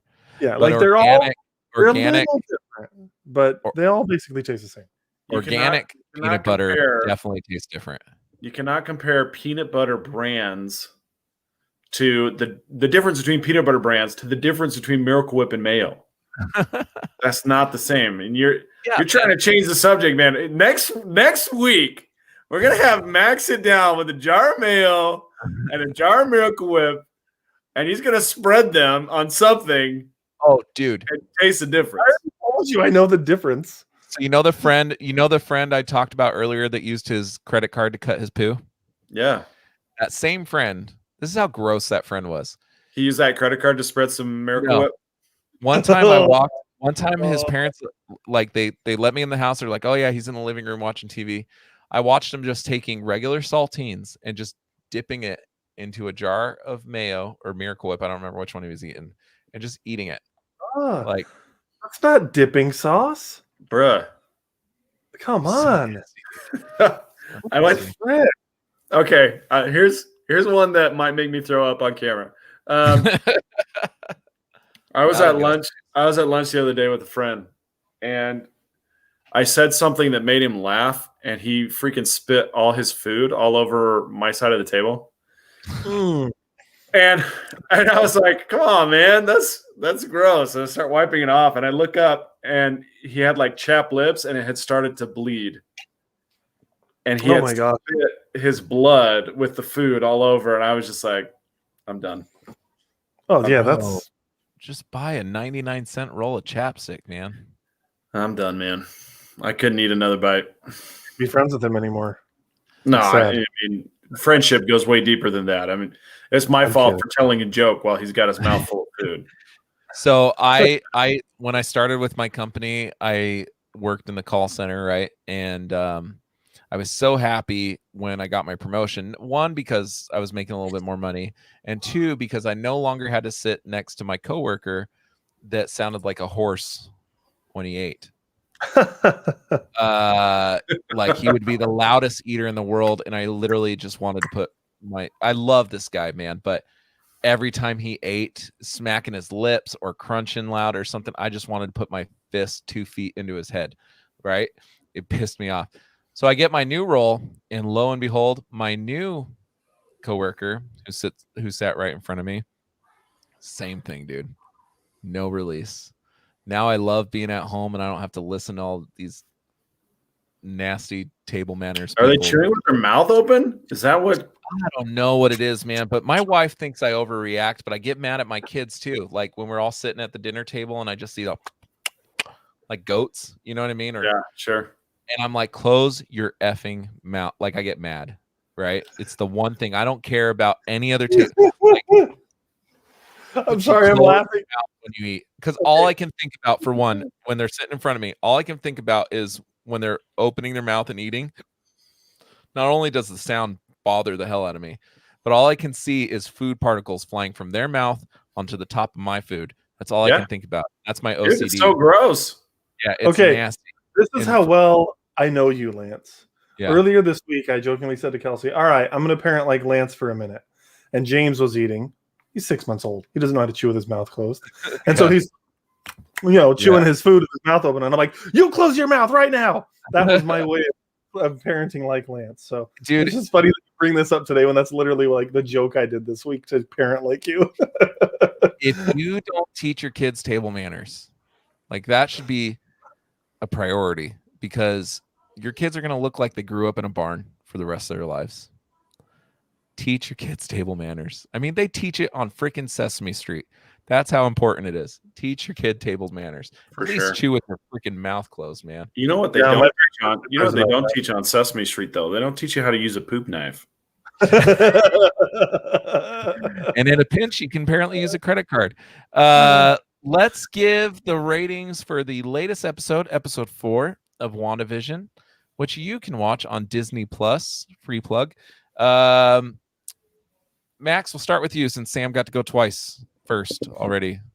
That's not true. I only went first one time. No, I asked you what you thought about Outside the Wire, and then I gave a quick thing about WandaVision, and then I asked you. So you went first on WandaVision because I'm the host. Sam is a man who is nearly 40 years old and is still worried about who gets to go first. What do you want me to do here, Sam? What about you, Max? What about you? I don't care, man. I don't care. But when we do What Are You Watching, you always go to someone else first, and I get skipped over every time. Well, I just know that you're going to talk about One Punch Man, so I just wait till the end. That's no, just kidding, dude. You didn't even talk about it. You haven't talked about it several times. I'm just joking. No, dude. Sam brings up some cool stuff. Why am I forgetting the name of it now? I love when he talks about I love when he talks about what YouTube series he's watching now. Like, I do watch a lot of crazy stuff on YouTube. Yeah, a lot. I've been into it lately, actually. I'm just watching bad covers of punk rock songs. I discovered a spate of Lord of the Rings history channels on YouTube. What? Things that Tyler would really get a kick out of. Like there's one called Nerd of the Rings, and they basically talk about the history of particular characters in Middle Earth. But Tyler wasn't on, so I didn't feel like bringing it up. But those are pretty cool channels. Tyler will be on next week, and then Matt is supposed to be on one of these days, so we need to figure out what's going on with him. He's got a new girlfriend, though. When he said he wanted to Oh. start coming on the show more. I said, Yeah, and then he got a new girlfriend. She's like, "Hey, date night. yeah, We need Right. date night." got a show on Saturday. And he wants to come on our show on Fridays, and a new girlfriend. No, Yeah, one of those things. Something's got to give. Hey, are we going to talk about news? Yeah, I wanted yeah. to talk about at least one thing, but let's do our ratings, then we'll get into news. Oh Yeah. yeah. So I'm gonna go 4.5 out of 5. Thought it was fantastic. I really, really, really, really liked it. Sam. I'm going to go 4. I thought it was a fantastic episode. Want to watch it again for that really freaky vision scene. That was so good. I'm giving it a 5 out of 5 because my other the first 3 I gave a 4 and a 4.5, and this one was better than all 3 of those. So I'm pretty much put myself. You're maxed out, man. You are at have to start adding cushions. Yeah, you're gonna have to bring in an ottoman. Yeah, You're gonna have to bring in a full hide a bed. You're gonna have to bring out the whole hide a bed, dude. Where do you go from here? I don't know, man. But I backed myself in a corner because this episode was fantastic, and it felt very satisfying to get some of the bewilderment addressed that I've had these last 2 weeks. Let's be real. You like having the bewilderment addressed by the likes of Kat Dennings. Oh my gosh, man. I love her so much. I don't get it. Oh, dude. She's so hot. Yeah, so there is some news. Biggest piece of news, I think it came out today, right? Justice League on HBO Max is coming out, March 18th? March 18th. Yeah, I'm very excited about that. That was the one thing I wanted to do. It's a 4-part series, right? It was going to be, but it looks like it's just 4-hour movie. Just a long movie. A 4-hour they're movie. not splitting it. No. 4-hour movie. Well, there goes our idea of having 4 weeks of Justice League stuff. Well, I know. Yeah, Lance and I had talked about. Yeah, we should do 1 week of Justice League each week, and then on the final week we'll watch the original Justice League movie and compare them against each other. Which we can still do that, just not over 4 weeks. So yeah, which I'm good with. I'm excited, man. I might have to take a half day that day or something because 4-hour movie's long. Yeah, that's a long movie. Is that a Friday? No, it's a Thursday. Kind of surprised. Interesting. Oh, no, it's not a theater release, so that's weird. The other thing I wanted to talk about that got me really excited, it's looking more and more likely that John Bernthal is going to return to the role of Punisher. I saw that. I think that's great. Has me beyond. What I read is it's likely going to be a reboot, but he's still going to be Punisher. Which is, yeah, I'm fine with that. I love the Netflix shows, and I would not be against them just doing a continuation of that. But I know that Kevin Feige wants to be connected. So everything except Iron Fist. Yeah, sure. But I guess I just meant to say I love the Punisher, but I did enjoy pretty much all the Netflix shows as well.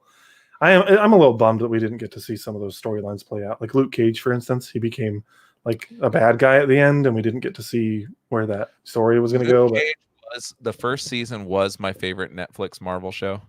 The first season, I thought the first Luke Cage was fantastic.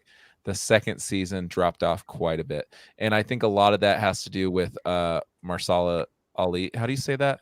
Mahershala. Yeah, Mahershala. In the first season. Thank you. I'm not going to repeat it because I can't. I would say it again. Mahershala. Mahershala Ali. His role as he played Cottonmouth, right? Yes. Yeah. In the first season was just amazing.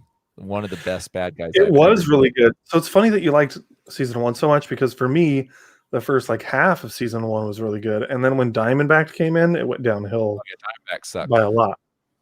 But Luke Coulter, I think, is his name. Is that the actor's name that plays Luke Cage? No, Mike Coulter. No, I'm blanking, but neither of those sound right. Coulter. Dang it! I used to know the guy's name because he's also in Halo. You're doing it, all right. Which is a Mike Coulter. You're right, Mike. Yeah, I was right, asshole. Just kidding. Call me an a-hole for just being wrong. wasn't rude about it. I know, just kidding. Yeah, I like him as Luke Cage, but I have not seen any. The only ones I've heard is John Bernthal, Charlie Cox. Those ones seem to be the most. Yeah, Charlie Cox is supposedly in Spider-Man 3. Yeah, those ones seem to be the most. What's the word I'm looking for? Concrete, Viable? I guess. Yeah. The other one I heard is Kristin Ritter, which not a lot of news has come out about that, who played Jessica Jones. But I have not heard anything. She's supposed to be coming into She-Hulk. Yeah. I have not heard anything. I love her character so much. Yeah. I've not heard anything about Mike Coulter or Iron Fist. I don't even remember what his name was. But if they bring back, you know what? The one thing that they could bring back from Iron Fist that would make me happy is the girl, his girlfriend. Oh yeah, she was great. Oh yeah, the She ninja. was great. She was fantastic. Everybody else, including Elektra, get rid of it. No, that Elektra's not. Elektra was good. Why was I thinking? The foot is what they had. The hand. The hand. The foot is Ninja Turtles. My gosh. You know what's funny is the Ninja Turtles is a ripoff of the Daredevil lore. But arguably Ninja Turtles became way more popular. Yeah, as far as like that lore, yeah, definitely. You don't even have to argue it. It's true. Yeah. I mean, Marvel overall is bigger than Teenage Mutant Ninja Turtles, even before the MCU. Ninja Turtles, but Daredevil storyline itself, definitely not as popular as Turtles. If you look at movie properties, yes, that's true. Ninja Turtles has made billions and billions and billions of dollars in merchandise. Toy sales. Yeah. Like, you'd be surprised. Like, it's Star Wars is at the top as far as merchandise sales, and Ninja Turtles is like right below it. Dude, I'm a 90s kid. I'm not surprised. Turtles is bad A. I mean, they haven't had a movie, like a decent movie, come out in so long, and those toys still sell millions. It's so cool, man. It's awesome. Yeah. Well, so what did you have, Sam? It sounded like there was some news you wanted to talk about. Oh, yeah. This is just in the rumor area, but, you know, we were talking about GameStop earlier, and this is kind of along the same lines of like the people rising up and demanding something and then corporate America responding. And that is Johnny Depp may be coming back to Pirates of the Caribbean because the fans are demanding it. Well, good. Man was incorrectly and falsely terminated from employment. Yeah, here's my thing with Pirates of the Caribbean. I love Margot Robbie, but don't just give me, like, if she's just going to be Harley Quinn in a pirate's outfit, like, I'm not interested in that. You know what I mean? She's already Harley Quinn. Johnny Depp made that role, made that franchise what it is. Like, to do a movie, a Pirates of the Caribbean movie without him just seems like an incredible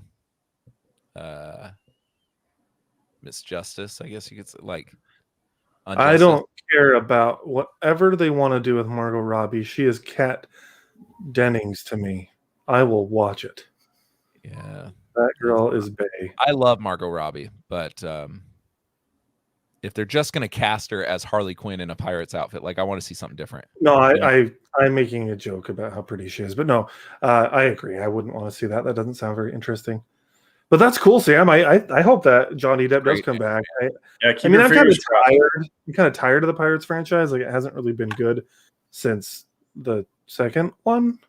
That was good. I thought the first one was good, and the rest of them. First one was so good, and the rest of them have been coasting on the success of the first one. Yeah, in the ride that they're doing. The first one is really, really good. And Johnny Depp is fun to watch. He's fun to watch as Captain Jack Sparrow. Let's be real. He is, but I was even getting tired of him by the fourth movie. The first three, I thought his performance was really funny, but by the fourth one, which I really didn't like the fourth one. See, I is that Stranger Tides? Yeah, Stranger Tides. The fifth one I didn't hate. I still want to rewatch that. I've only seen it the one time. Where they're fighting in the ocean opens. That's the mermaids. I think so. It's the one with Javier Bardem. Yeah. And I really like him, so I enjoyed the movie for that. Was there another? That's great news. He actually has a new movie coming out here soon. Nice. They're marketing it as Johnny Depp's return. Oh, cool. Anything, Max? Did you have something? I was just wanting to talk about Justice League, but I do want to mention one more thing. I was going to bring it up on the show last week, but I'm kind of glad I didn't, because literally as we finished recording, the news on this changed. So last Friday, Microsoft thought it would be a good idea to come out and say Xbox Live Gold pricing was doubling. And people got pissed. So they came out and they were like, yeah, so you know how it used to be $60 for a year? Now it's going to be $60 for 6 months to have Xbox Live Gold. People got pissed. That just seems so incredibly petty by a company as big as Microsoft. Yeah, and that's what people were saying. We need more money to keep our servers going. No, you don't. And like, we've given you enough money. Them having released their like quarterly profits, and they made so much, billions. Like so they recently bought Bethesda for $7.5 billion, and their like last quarter profits for Microsoft alone were like triple that. Now I get it that like Microsoft isn't just Xbox. Like Xbox is only like a division of that. The majority of their money, like they haven't done anything with Windows really in a year. Well, like they still make a lot of money from Windows. Every computer that gets purchased, not every computer, not Macs obviously, but pretty much any computer you buy from Best Buy, Windows is getting a cut of that. Well, yeah, I mean, they're getting money from it, but as far as innovation and creating new products, it's all been going into the Xbox brand. Yeah. I mean, they're not making really devices that like there's no phones, there's no tab. Yeah, like their money is coming from Xbox. Yeah, and the Surface is another one of their flagships, and yeah, but yeah, they're a software company for the most part, other than Xbox and Surface. But anyway, so they came out and said that, and then they ended up reversing it like 9:00 last Friday night, and they even made it better. So like right now, you'll actually probably like this, Lance.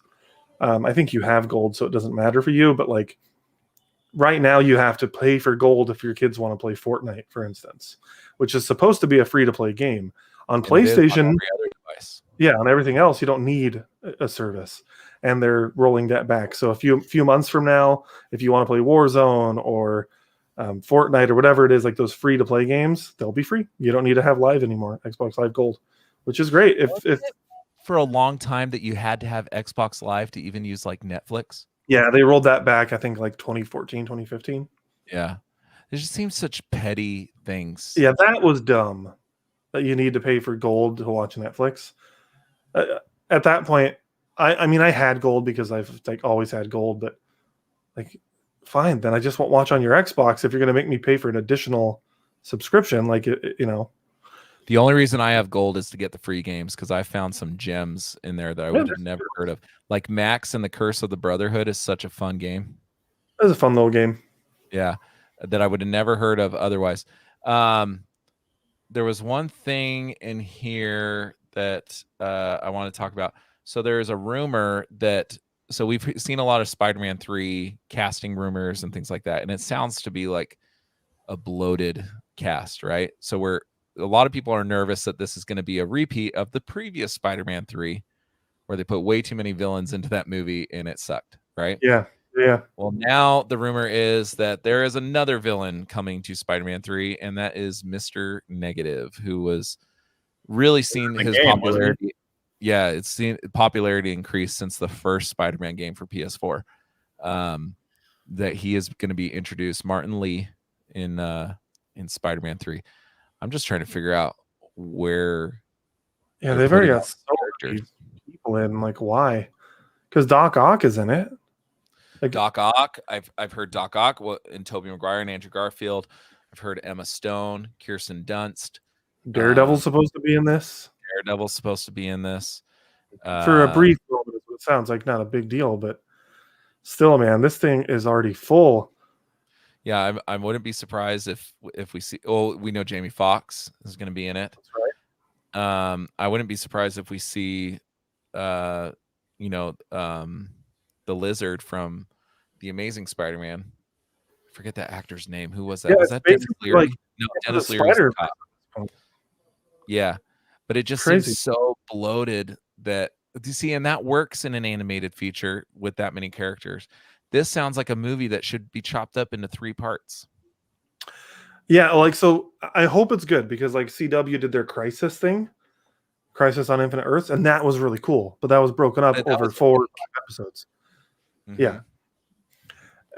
But hey, who knows? Maybe, you know what? The MCU for the most part has done great on all their movies. You know, there's a few duds, Iron Man 2, Captain Marvel, some others, but like overall, I think they're doing a really good job. So I'm excited. I'm really excited to see Andrew Garfield back and Tobey Maguire. Like, that's exciting to me. But like the last we heard was that Peter Parker has now been exposed as Spider-Man. So like that's kind of where we know the story's going. But how that ties into 2 other Spider-Mans and Daredevil and all that. Dude, it's a case of mistaken identity. There's 2 other Spider-Men. How are you going to say that Tom Holland's Peter Parker is the real Spider-Man when you've got these 2 other Spider-Men flipping around? Well, see, and that's exactly what I think may happen. Something's going to happen. And I think Doctor Strange and the Multiverse of Madness is supposed to play into Spider-Man 3, from my understanding. So that's what's opening up all these other dimensions. And I love the opportunity to see all these characters that we've grown to love on the same screen from all these different franchises. I am a little bit bummed that they'll probably use it to some extent because Daredevil, there's a very popular storyline with Daredevil and Spider-Man where Spider-Man is on trial and Matt Murdock is his lawyer, and he actually dresses up in the Spider-Man suit when Peter Parker is just out to show people that he's not Peter Parker. And it's a very famous comic book, and I thought that was the route they were going to go because these Daredevil theories have been around for some time. I mean, it could be cool, but it's like in that world, does Daredevil swing around the city? Does he use the web slingers? Well, you know, he already uses his baton to kind of like swing around, so he has that ability. Yeah. That he can't I mean, he's Daredevil. He has that. Yeah, right. So I have a feeling they're not going to go that route. If they're having the other 2 Spider-Men in, I think Sam's onto something with you've got 2 more Spider-Men here. Who's to say Peter Parker is Spider-Man when you've got Andrew Garfield here and whatever, even though they're all technically Peter Parker. But I want to see, what I'm really interested in seeing is how Morbius plays into all this, because we know that there's a crossover. Because we saw Michael Keaton in the Morbius trailer as Toomes, Vulture. Yeah, and we also see the poster of Tobey Maguire's Spider-Man in the trailer with the murderer tagged across it. I'm wondering what's going on. There's a theory for Spider-Man 3 that Venom's going to be in it too. Tom Hardy. No, you had Venom in the last Spider-Man 3, and it was a bad choice. Let's not do that. Yeah, but we all kind of like Tom Hardy as Venom. I mean, the movie wasn't that great, but I think Tom Hardy was pretty bad in that role, honestly. I liked him. He just needs to learn not to whisper. Yeah, we were talking before the show about ASMR. Tom Hardy's real good at that. Yeah, right. Yeah, intensity does not equal whispering. Okay, guys, just you can be intense and speak up. Well, that is that all you guys had? Yeah, let's wrap up. Well, that brings us to the end of our show. Tune in next week when we will be talking about HBO Max's new movie, The Little Things, as well as WandaVision Episode 3. I'm very excited for The Little Things. It looks very good. It's starring Denzel Washington, Rami Malek, and Jared Leto. Right? Did I miss anybody? I don't think so. Okay. I'm very excited about it. It came out today. We'll be talking about it next week, as well as WandaVision Episode 5. We'll have more theories and hopefully more questions answered about WandaVision. But honestly, we do want to get back to the sitcoms. I want to see a few more sitcoms because that's what they've been teasing. Yeah, I want to see some 80s sitcoms. Yeah. That's my favorite part. I know Tyler doesn't like it, and Max did the Massimeno. I like it, but I'm ready to move on from it. But it's fine. I know we're not going to. I think that it's going to continue, and that's okay. I like the storytelling style. I think it's very interesting. I do too. I think it'd be cool if like they give us a mix now that we know more. Maybe, next episode 5, and we're trying to wrap up, but like maybe in the next episode, they give us an 80s sitcom, but we also get a little bit of the real world and what's going on there. The thing that I was really struggling with in the first few episodes was the whole escape room vibe. This is a puzzle that we have to figure out. Now that part of the puzzle, a big part of the puzzle has been revealed, I don't anticipate having as much of an escape room vibe. I think it's going to be a lot easier to enjoy the sitcom. Yeah. Yeah. Now we know Wanda is more of a captor than a captive, right? Yeah. And now we understand the sitcom as an avenue for this alternate reality or whatever it is. I think there's only 2 questions we need answered. Who is Agnes? Who is Mephisto? So that's and 2. What's going on? Yeah, so 3 Okay, You're questions. not counting Also, Lance has one extra question, bonus question. Is Kat Dennings seeing anybody? Yeah, maybe. I don't know. My wife and I can have a conversation about that tonight. We'll see how that goes. You could definitely get Kat Dennings to go on a date with you. Oh, I would love that. My wife, probably not. My wife and I stopped watching Two Broke Girls because every time she came on the screen, I got all gooey. Gross. That didn't come out.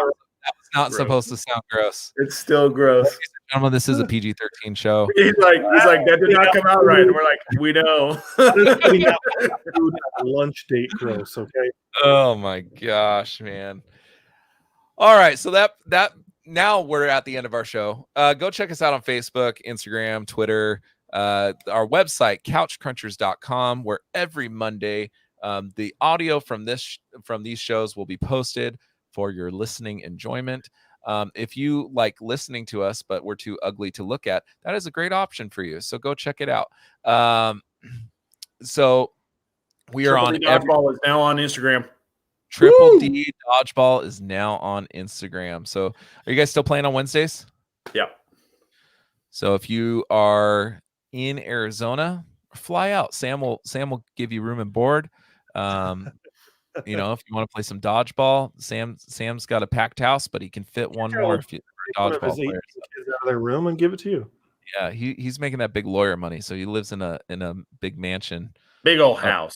Yeah, up in Fountain Hills with the butler. And no, just kidding. Where are you at? You're in Mesa, right? Mesa. Yeah. But Triple D Dodgeball, and then check out our social media accounts. And we are live here every Friday night at 7:00, following our friends at Grizzled Geek. So please check them out.